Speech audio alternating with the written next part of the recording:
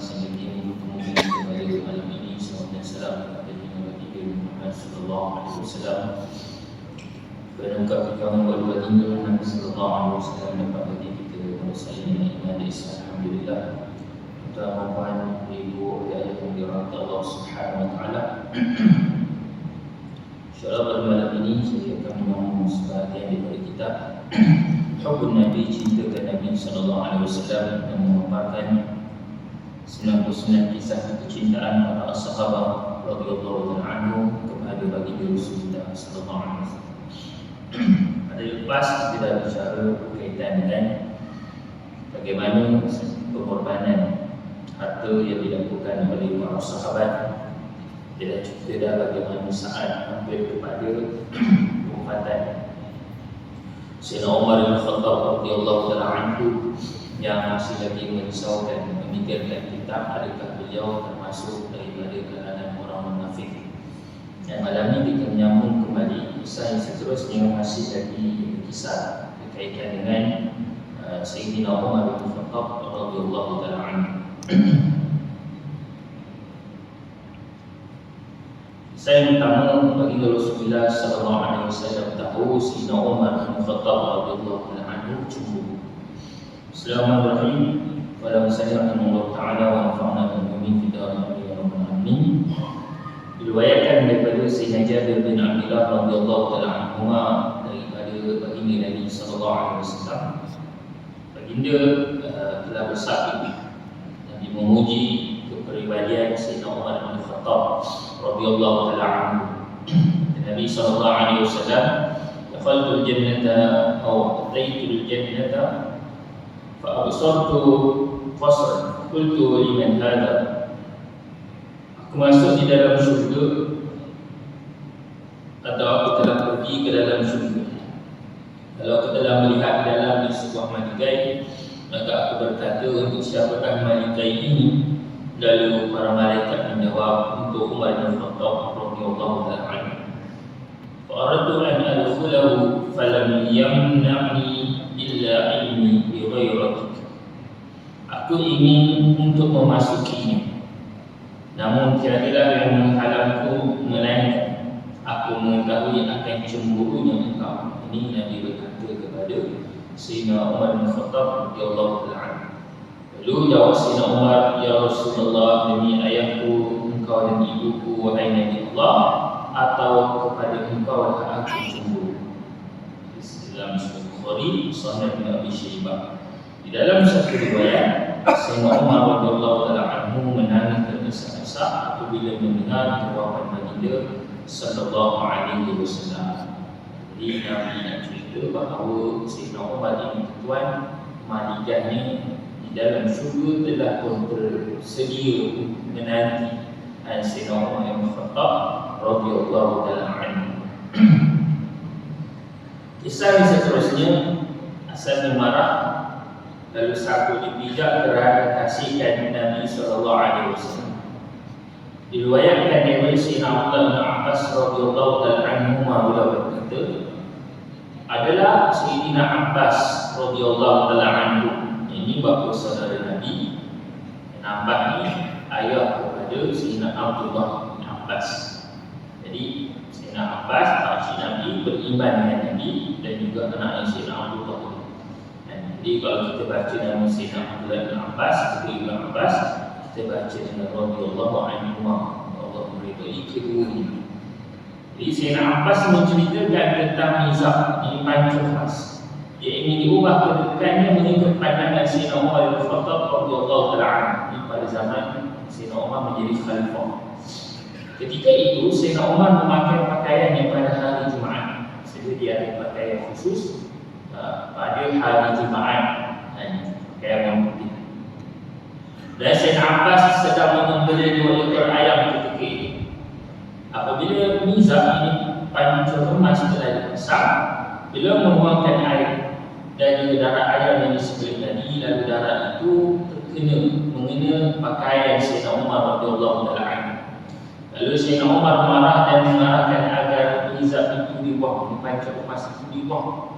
Kemudian Sayyidina Umar pulang dan menyaring pakaian yang lain, Kemudian bila mengimamkan solat kepada para sahabat, maka datanglah Sayyidina Abbas radhiyallahu ta'ala anhu bertemu dengan Sayyidina Umar dengan berkata. Jadi asalnya dia marah dan dia minta supaya pancung emas tadi dibuang. So dibuka tempatnya. Lalu kata Sayyidina Abbas lepas solat tadi, dia pun bertemu dengan Sayyidina Umar. Lalu dia pun berkata, demi Allah, itulah tempat yang diletakkan oleh baginda Rasulullah sallallahu alaihi wasallam. Dia beri penegasan kepada Sayyidina Umar, khalifah itu, bahawa pancung emas itu adalah yang telah tempat itu Nabi sendiri yang letak pancung emas.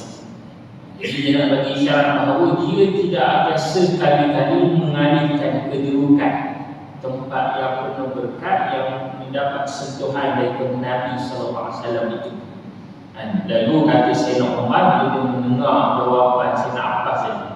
Lalu dia pun berkata kepada Sayyidina Abbas, jika begitu, aku berazam agar engkau memijak ke belakang, sehinggalah engkau meletakkannya di tempat yang telah diletakkan oleh baginda Rasulullah sallallahu alaihi wasallam.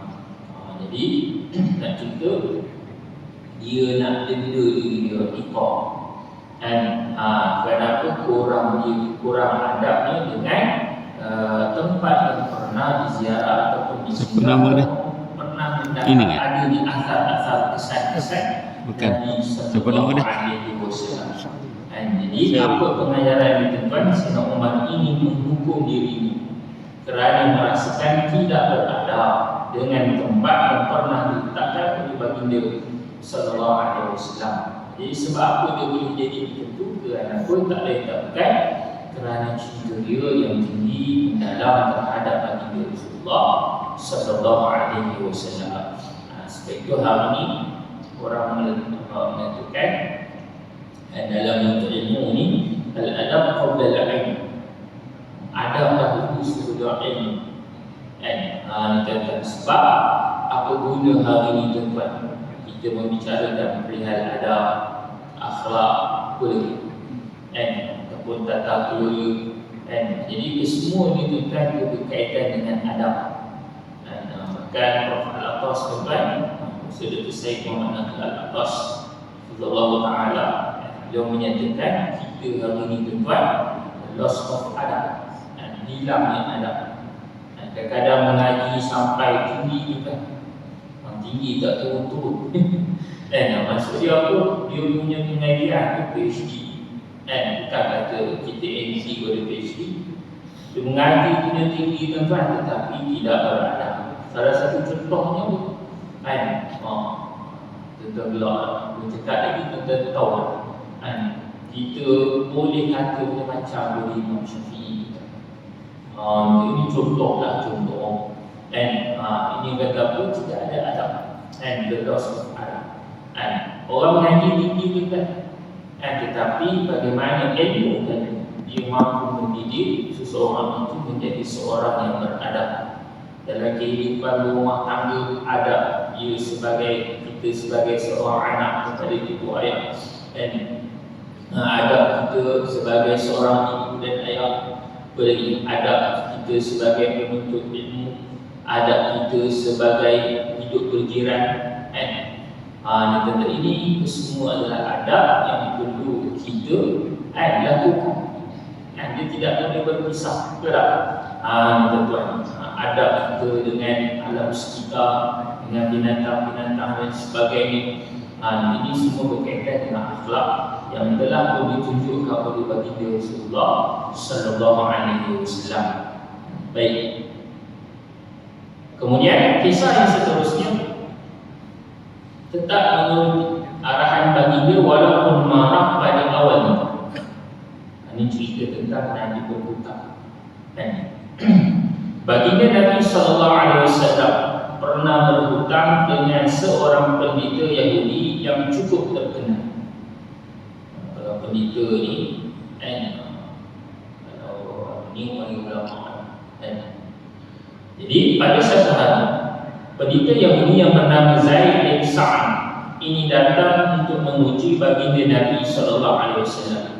Iaitu bila ingin menuntut hutang 2 atau 3 hari lebih awal daripada waktu yang sepatutnya. Jadi Zaid bin Sa'nah dituntut. Ini pendeta Yahudi. Maksud pendeta ni tuan-tuan, mereka membaca kitab. Mereka berpegang dengan kitab yang terdahulu. Sebab kebanyakan kitab-kitab agama yang terdahulu yang datang turun daripada langit, kebanyakan menceritakan, mensifatkan ciri-ciri Nabi akhir zaman. Baik itu orang Yahudi, mereka menanti-nanti kedatangan Nabi akhir zaman. Cuma Nabi akhir zaman itu datang bukan daripada keturunan Nabi Israel sahaja. Dan akhirnya mereka menutupi Nabi SAW. Jadi pendeta ni orang yang belajar kitab, berpegang dengan kitab. Jadi dia nak uji tentang Nabi SAW. Apa ujian dia? Maka dia tahu Nabi berhutang ini. Cuma dia nak tuntut hutang lagi awal sikit daripada tarikh satu. Kemudian ketika baginda SAW sedang berada di dalam majlis bersama para sahabat, lalu Zaid bin Sa'nah tadi mendatangi baginda SAW, kemudian merentak dan mencekak baju di sebelah kanan baginda. Ini gedebek dengan orang tengah cakap kat depan kan, dia mari diikat. Dia mari, dia tarik baju tadi, baju Nabi SAW, dia rentak dan dia mencekak baju. Kita ni buat ini nak gaduh nak saya nak tunggu kalau dia nak saya hutang something kalau lagi jahat hari ni dia capak pun kan, macam cak merah nak bagi amaran. Ni biasa alur dia kerja lah. Ni bukan alur nak tolong orang, alur nak berbiji orang. Hari ni tentang ramai orang terkena sebab apa tekanan. Dia nak perlukan duit untuk satu perkara, perlukan segera. Jadi segera tu nak cepat tu kena cari alat peminjam wang segera. Salah satunya along tuan. Tuan-tuan, along tu pun dia okey lah tuan. Kalau tengok sehari lambat tuan, naik dulu sehari. Lah kali tuan kita tak mampu nak bayar. Lah kali tuan aku nyawa menjadi taruhan bahaya. Jadi Zaid bin Sa'nah tuan pergi ke hadis datang dalam majlis Nabi, dia pun cekak baju Nabi. Orang kita ni samsi sibuk hari tu kan. Bukan kita duduk sorang-sorang kan, duduk depan orang ramai. Dia mari cekak baju Nabi SAW. Zaid menatap baginda dengan wajah yang marah, lalu berkata, "Tidak bolehkah engkau membayar hutang wahai Muhammad? Sesungguhnya kalian Bani Abdul Muttalib adalah satu kaum yang suka melambat-lambatkan membayar hutang, dan aku sangat mengetahui hal ini. Dah cekak depan orang ramai, lepas tu dia hina keturunan Nabi. Dia kata apa? Kau ni Muhammad, keturunan kau daripada dulu sampai ke sekarang bahasa-bahasa bukan. Dia berlaku tuan. Kan ada tu hutang nak rumah dulu tu kita tuan. Orang tu pinjam duit kita lah manualah nak minta dia. Yang hutang pun dia STD tuan. Biasa tak biasa. Tuan. Jadi dia pula tuan dah ada cekak dari depan orang ramai. Kemudian dia hina pula Nabi. Dia kata bukan takat Nabi, keturunan Nabi pun dia hina. Dia kata kamu ni Muhammad, keturunan kamu ni memang terkenal orang yang suka baik melambat-lambatkan baik. Dia kata baik, dan aku sangat mengetahui kau. Dia kata Zaid ketika itu melihat kepada Sayyidina Umar yang matanya sedang memandang tajam kepada ibu. Dia kata Umar ni buka hati. Pak Lok ni tak lagi aku libat dengan pedang ni wujud tu. Ni Sayyidina Umar tu kan. Kemudian Sayyidina Umar pun berkata kepada dia renung tajam kepala dia, kecil besar dia tengok. Lalu kata Sayyidina Umar, wahai musuh Allah, engkau berkata kepada Rasulullah sedangkan aku mendengar, dan berbuat kasar kepadanya sedangkan aku melihat. Orang kata kalau nak buat jahat tu sembunyi-sembunyi lah, ni terang-terang. Ni tuan-tuan, dalam keadaan Sayyidina Umar ni melihat buat mati tu kan. Demi sesungguhnya yang baginda diutuskan dengan kebenaran, sekiranya baginda tidak melarang, pasti aku akan pancung kepala engkau dengan pedang. Umar ni dia pancung ni kan. Ni tuan-tuan, baik. Lalu apa kata Nabi SAW? Nabi memandang Sayyidina Umar dengan tenang, lalu baginda bersabda. Nabi kata, kalau kita ada tunggu apa lagi, dia ambil kayu, pergi tangkap balik orang ni. Kalau orang dia ada tiga kan, apa dia tengok apa lagi ni? Ambil kayu, pergi badan kawan. Ni tuan-tuan. Jadi kata Nabi SAW kepada Sayyidina Umar, ya Umar, ana wa huwa kunna ahwaja ila ghairi hadha an ta'murani bi husnil adab wa ta'muruhu bi husnil ittiba'. Izhab bihi ya Umar wa a'tihi haqqahu wa zidhu 20 sa'an min tamrin makana ma rawwa'tahu. Kata Nabi SAW, hai Umar, saya dan dia, kami lebih berbaik selain dari ini, iaitu engkau nasihatkan aku supaya membayar hutang dengan baik, dan engkau nasihatkannya untuk menuntut hutang dengan baik. Nabi SAW, bawalah ia wahai Umar dan tunaikan hakmu. Maksudnya Nabi suruh Sayyidina Umar bawa patut tadi, kita tadi, ambil hutang yang nanti berhutang dengan dia, bayar, dan Nabi kata apa, dan tambahkan lagi 20 gantang 20 gantang kurma kerana engkau telah menakutkannya. Kalau kita dia buat hati kita pula bayar juga jadi Nabi SAW ini akhlak Nabi SAW. Baik, maka Sayyidina Umar pun membawanya lalu memberikan hak dan menambah lagi 20 gantang kurma. Sudah hutang tu kurma dibayar dan diberi kepada pendeta tadi, bukan takat nilai yang sama, bahkan ditambah lagi 20 gantang kurma. Sebagai apa? Kita ni bonus. Bonus sebab apa? Bonus sebab Sayyidina Umar telah menakutkan Zaid bin Sa'mah tadi. Lalu berlakulah perbualan antara Zaid dan Umar tadi. Kata pendeta tadi, apakah maksud lebihan ini? Kata Sayyidina Umar, baginda telah memerintahkan aku untuk menambahkan ia kerana aku telah menakutkan kau. Itu kan macam tak logik pula kan. Itu tak patutnya jadi lah bayar, kalau hutang RM20, bayar RM20 lah. Dia nak kena tambah RM20 pula. Sebab apa? Sebab kita takutkan dia pula. Lalu kata Sayyidina Zaid bin Sa'mah tadi, adakah engkau tidak mengenaliku wahai Umar? Sayyidina Umar, tidak, siapakah engkau? Aku ni ialah Zaid bin Sa'mah. Sayyidina Umar pun terkejut. Dia tergumam, pendeta, kamu ni pendeta ke? Lalu dia pun tak boleh, aku ni pendeta Zaid bin Sa'mah. Lalu kata Sayyidina Umar, apakah yang menyebabkan engkau lakukan demikian kepada Rasulullah SAW? Dan seorang pun tanya, apa yang menyebabkan engkau telah melakukan berbuat sedemikian kepada Nabi SAW? Pada kau pendeta ni, jawab alim, kenapa kamu buat begitu kepada Nabi SAW? Lalu kata Zaid bin Sa'mah tadi, wahai Umar, yang tidaklah sesuatu dari tanda-tanda kenabian sudah aku ketahuinya ketika aku memandang wajahnya, melainkan dua sekali. Jadi kata Zaid bin Sa'mah, dia tengok saja wajah Nabi sudah berzahir tanda-tanda kenabian. Tetapi cuma ada benda saja yang aku perlukan confirmation, kepastian tentang betul tak, adakah ciri-ciri itu, dua tanda itu ada kepada Nabi SAW, dikatakan Nabi akhir zaman.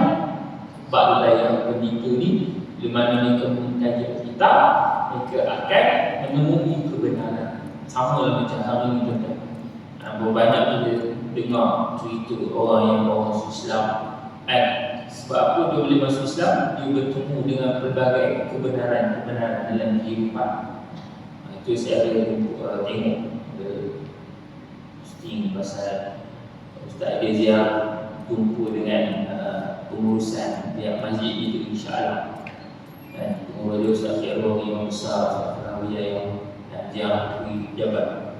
Dan satu perkara yang amat mengejutkan, kata Ustaz Farhan Wijaya, saya Imam Zat Besar Masjid ini, kalau tak salah sama dia berulang Ustaz Khairul.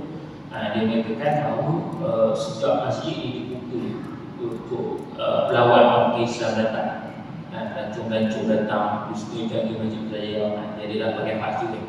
Dia kata sejak itu dah ramai banyaknya pelancong-pelancong ini masuk Islam. Dan ini tuan-tuan, jadi itu satu benda yang agak mengejutkan juga lah. Tapi kita kan nak panggil, kita nak bagi tahu bila mana mereka betul menemui kebenaran. Orang yang mencari kebenaran pasti akan Allah datangkan hidayah tersebut. Dan ini tuan-tuan. Baik, lalu Zaid bin Sa'nah ini cuma nak perhatikan benda itu ada tak kepada Nabi SAW. Lalu dia uji Nabi dengan ujian tadi. Baik, apa dia? Iaitu sifat lemah lembutnya mendahului sifat jahili amarah. Dan yang kedua, dan semakin dimarahi semakin bertambah sayangnya. Dan orang walaupun orang itu marah kepada Nabi, Nabi tambah sayang kepada orang tersebut. Sebagaimana kisah tadi itu kan, patutnya kalau bayar hutang 20 gantang, bayar 20 gantang je lah. Tapi bagaimana Nabi masa sebut tambah lagi kan. Ini tentang maka saksikan wahai Umar, sesungguhnya aku meridai Allah sebagai Tuhanku, Islam sebagai agamaku, dan Nabi Muhammad sebagai nabiku. Akhirnya Zaid bin Sa'nah tadi masuk Islam. Hebat tentang bagaimana dia melihat akhlak Nabi SAW yang sedikit pun Nabi tak mahu. Sebab apa Nabi tak mahu? Sebab dia berkait dengan hak Nabi. Kita jangan salah faham, Nabi ini tak pernah marah. Nabi tak marah bila mana perkara itu berkait dengan hak Nabi. Tetapi kalau berkait dengan hak Allah SWT, Nabi akan marah, Nabi akan tegas mempertahankan hak Allah SWT. Jadi dalam cerita ini berkait dengan hak Nabi. Nabi yang berhutang. Jadi Nabi tak marah, walaupun orang itu cekak, dia hilang, hina keturunan Nabi. Kalau kita macam kita ni kepada bapak kau, ni kepada bapak kau, bijak, ini bijak. Tu maaf tu kan.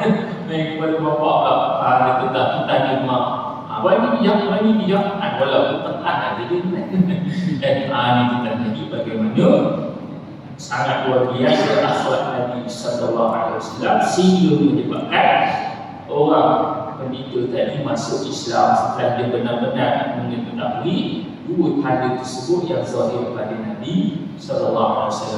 Sebaliknya hari ini tu kan, kalau orang Islam tengok kita agak-agak tak nak masuk Islam. Dan itu kita kadang berasa malu tu kan. Kawan-kawan pejabat kita ofis kita, kira apa tadi kerja kita. Kawan-kawan yang bukan Islam. Kadang-kadang kan kawan kita yang bukan Islam tu, kau tak pergi sembahyang Jumaat ke? Dia yang boleh tengok kita tak pergi sembahyang Jumaat. Ni tuan-tuan. Jadi ini satu benda yang sebab tu kita kata, kalau mereka melihat akhlak orang Islam tu kan, confirm tak masuk Islam tu kan. Tapi mereka kena cari kebenaran. Tengok apa yang terkandung dalam Al-Quran, benar tak apa yang Nabi sebut, insya-Allah biiznillah dia akan masuk Islam. Tapi kalau tengok kita tuan-tuan, contoh masa depan dia masuk Islam tu. Baik itu tuan-tuan, Nabi SAW pernah menyatakan, innama bu'ithu liutammima makarimal akhlaq. Aku diutuskan oleh Allah Subhanahu Wa Taala untuk menyempurnakan akhlak. Di tentang sebab itu akhlak ini sebahagian daripada daripada agama. Tiga pasal utama dalam agama kita ni, salah satunya akhlak adab. Mengaji tasawuf. Bila kita ada tasawuf tu kan, kita tidak akan bermudah-mudah dalam amalan, tak bermudah-mudah untuk mempelihara wang dan sebagainya. Walaupun kita ni ada 2 PhD, orang lain itu kadang-kadang STM tak. Tapi bukan itu sebab dia untuk kita ini dia merendah-rendahkan. Tentang sebab itu akhlak itu benda yang sangat penting, tazkiyah, pencucian hati. Itu sebagai salah satu daripada cabang dalam agama ini juga yang wajib kita belajar fardu ain. Itu ulama paling kuman, paling rendah tentang kitab tasawuf kita penawar kita. Itu pun orang boleh kalau hari ekstrim tentang dia kata tasawuf ni seumpama ayat air pembahan ni bukan inilah ini. Tentang ini orang yang tidak mengenal agama. Dia hanya kenal agama ni apa yang dia belajar saja. Sehingga dia berani memperkatakan macam-macam terhadap agama. Baik, sebab itu bukan baginda sahaja yang dipermalukan. Dalam kisahnya apa yang berbiasa kita? Dalam kisah ni, apa yang pertama bukan hanya Nabi saja dimalukan, bahkan dia merendah-rendahkan, dia memalukan juga apa dia? Keturunan Nabi sallallahu alaihi wasallam. Tapi apa yang Nabi balas tuan? Nabi hanya tersenyum melihat apa yang dilakukan oleh Zaid bin Sa'nah tadi tuan. Bahkan baginda meminta Rasulullah buat apa tuan? Terus membayar hutang dan dia berikan hadiah. Berikan hadiah kepada Zaid bin Sa'nah tadi. Disebabkan apa? Disebabkan Sayyidina Umar telah menakut-nakutkan pendeta tadi juga. Jadi inilah akhlak yang sungguh luar biasa, dan tidak mungkin Sayyidina Umar dia akan menuruti perintah Nabi tadi walaupun dalam keadaan marah pun. Ada kira Nabi beri izin, beri syarat dia pancung baru mengikuti. Tapi bagaimana dalam keadaan marah dari ketat dia boleh turut dengan arahan Nabi sebab kerana cinta dia kepada Nabi sallallahu alaihi wasallam. Inilah kehebatan cinta yang ditahirkan oleh Sayyidina Umar bin Khattab radhiyallahu taala anhu kepada baginda Rasulullah sallallahu alaihi wasallam. Baik, kisah yang seterusnya, kisah kecintaan Sayyidina Utsman bin Affan radhiyallahu taala anhu. Sayyidina Utsman ini satu lagi seorang tokoh kan, juga khalifah yang ketiga. Yang tetap digelar sebagai Ibn Nurain sebab dia telah berkahwin dengan 2 orang puteri baginda Rasulullah sallallahu alaihi wasallam. Dan kahwin dua sekaligus, kahwin pertama dan meninggal, kahwin seorang lagi dengan anak Nabi sallallahu alaihi wasallam. Baik, tidak akan tawaf selagi mana baginda tidak tawaf. Imam Ibn Ishaq meriwayatkan pada suatu hari Sayyidina Utsman radhiyallahu taala anhu keluar menuju ke Mekah. Lalu dia bertemu dengan Aban bin Sa'id bin Al-As yang ketika itu memasuki Mekah atau sebelum memasuki ke Mekah. Sayyidina Aban membawa Sayyidina Utsman menaiki kuda dan Aban memberikan perlindungan kepada Sayyidina Utsman pada hari perjanjian Hudaybiyah dari kejahatan orang kafir Quraisy, walaupun ketika itu Aban lagi belum memeluk Islam. Jadi pada Suluh Hudaybiyah, dipanggil Suluh Hudaybiyah ni perdamaian. Kalau nikah kahwin itu orang kita belahi, bawa ke airport ke jabat agama, ke mahkamah, mahkamah syariah, ataupun dia nak cerai ke gaduh kita, maka kodi tadi dia akan bawa ke suluh. Suluh itu perdamaian. Itu dipanggil Suluh Hudaybiyah, perdamaian Hudaybiyah. Yang kita nak sebut dah sebelum ni, segelintir sebahagian sahabat dia tak apa-apa nak setuju dengan Suluh Hudaybiyah, seolah-olah menunjukkan kita di Islam ni mengalah kepada kafir Quraisy. Tetapi hikmah yang begitu besar yang mereka tidak nampak akhirnya tersingkap hikmah tadi. Apa dia? Antaranya Islam dapat disifatkan secara aman. Itu dah. Islam dapat disifatkan secara aman tanpa diganggu oleh Quraisy Mekah. Sebab pun dia dah sign agreement. Dan akhirnya Quraisy Mekah mereka merasakan mereka menanglah. Kubu-kubunya perjanjian Hudaybiyah tadi telah menyebabkan para sahabat orang Islam yang ada di Mekah dapat menyebarkan Islam kekal secara aman tanpa diganggu di Mekah. Dan ini terbaik. Ini membolehkan Sayyidina Uthman dapat menyampaikan risalah daripada baginda sallallahu alaihi wasallam. Lalu Sayyidina Uthman bergerak sehingga bertemu dengan Abu Sufyan dan pembesar Quraisy. Kemudian menyampaikan pesanan daripada baginda sallallahu alaihi wasallam tujuan beliau diutuskan. Jika berkata oleh Sayyidina Uthman setelah selesai menyampaikan risalah baginda sallallahu alaihi wasallam, selepas Sayyidina Uthman dia menyampaikan rapat umum. Dan rapat umumnya cerita tentang agama Islam, apa yang disebut di Nabi SAW kepada Quraisy Mekah. Maka mereka pun berkata kepada Sayyidina Umar, jika kamu mahu, engkau boleh terus bertawaf di Kaabah, maka tawaflah. Dan kamu nak tawaf silakan. Lalu jawab Sayyidina Uthman, tidaklah aku akan bertawaf sehingga baginda sallallahu alaihi wasallam terlebih dahulu bertawaf. So dia menanti kedatangan Nabi sallallahu alaihi wasallam. Ini tidak mau mendahului Nabi sallallahu alaihi wasallam. Ucapan ini menunjukkan betapa cintanya Sayyidina Uthman bin Affan radhiyallahu taala anhu kepada Nabi sallallahu alaihi wasallam dan disanggup untuk mendahulukan melebihkan baginda berbanding dengan diri dia sendiri. Kalau kita buat apa nak tunggu orang lain, kita dah masuk kita umrah dulu, tawaf dulu, tapi bagaimana nak mendahulukan Nabi sallallahu alaihi wasallam. Kisah yang seterusnya, kerana cinta seluruh hartanya diinfakkan, dinafkahkan. Riwayatkan dari Sayyidina Abdul Rahman bin Samurah radhiyallahu taala anhu beliau berkata, Sayyidina Uthman bin Affan radhiyallahu taala anhu telah datang kepada baginda Nabi sallallahu alaihi wasallam dengan membawa 1000 dinar. Tengok mana tu. Kalau dinar ini convert kepada ringgit pun tapi nak beritahu nilai. Maksudnya harga yang dia ada.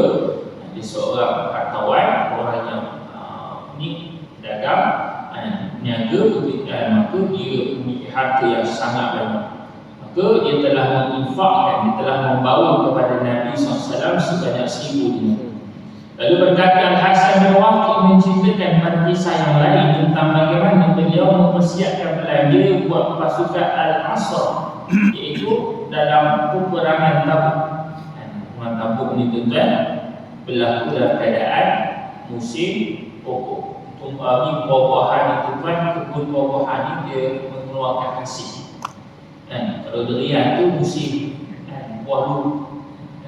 Dan kalau buah harum manis itu kan musim menjual harum manis. Harum manis ni biasa dengan tahu. Tapi nak sampai ke menjual hasil itu kan, dia penjaga tu dia tak sanggup tinggal rumah, tidur dekat kebun. Nak kata betapa bernilai ni harum manis tu. Jadi jaga duduk situ. Rumah besar orang tu duduk kat kebun juga. Sayang. Buat orang curi. Jadi dalam peperangan Tabuk ni dan kadang musim tu. Jadi sejak sebagai sahabat ni dia melambat-lambatkan daripada menyambut seruan Nabi SAW untuk berangkat menuju ke medan Tabuk. Lalu Sayyidina Uthman membentangkan harta yang dibawanya dalam kemah baginda sallallahu alaihi wasallam. Berkata Sayyidina Abdul Rahman bin Auf, aku melihat baginda Nabi SAW menerima harta tersebut di dalam kemah, dan baginda berkata, ma dharra Uthman ma amila ba'dil yawm marratain. Tidak ada sebarang mudarat ke atas Uthman apa yang beliau lakukan selepas ini. Jadi Nabi SAW mengulangi sebanyak 2 kali.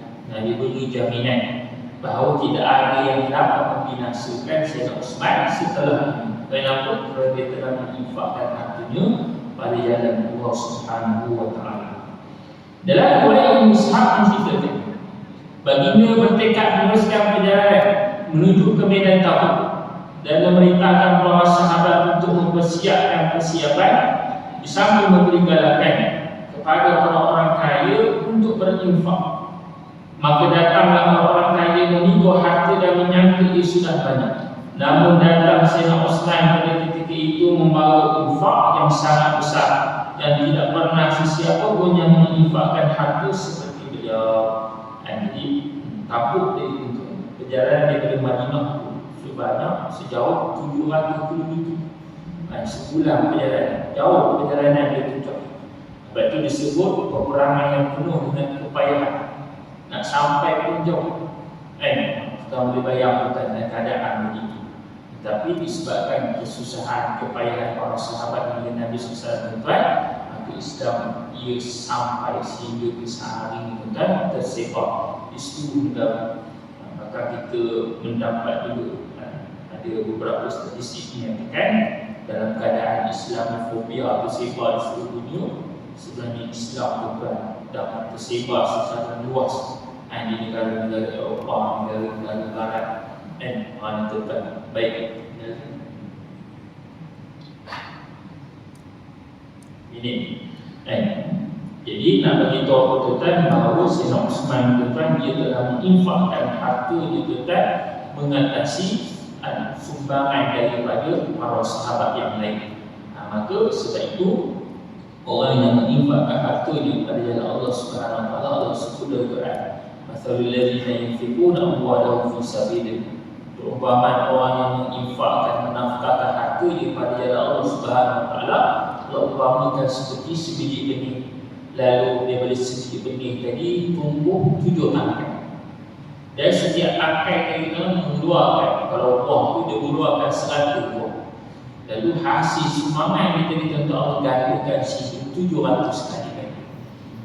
Ini kelebihan orang yang menginfakkan harta pada jalan Allah Subhanahu Wa Taala. Itu para sahabat tak pernah berasa kelebihan. Sebab mereka tahu bayaran dekat akhirat itu lebih besar ganjaran. Kata Ibn Hisham bahawa Sayyidina Utsman menginfakkan hartanya untuk tentera Al-Asra yang peperangan Tabuk sebanyak 1000 dinar.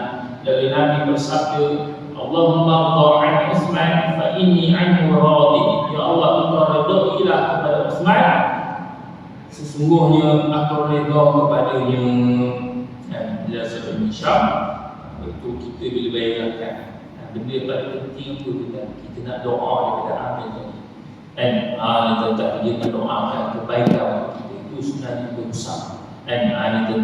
Inilah yang kita inginkan, iaitu mendapat doa daripada baginda Nabi Sallallahu Alaihi Wasallam.